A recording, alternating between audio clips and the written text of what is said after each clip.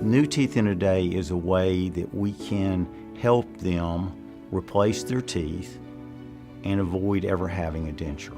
We do a lot of preliminary workup. We get plans made. We use our cone beam CT scan, and we are able to construct a set of teeth for them before we ever take out their teeth.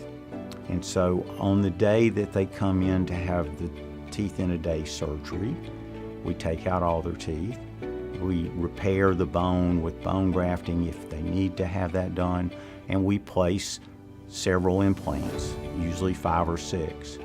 And when we do that, then we are able to put the teeth that we've already had made for them into place. We screw them into the implants.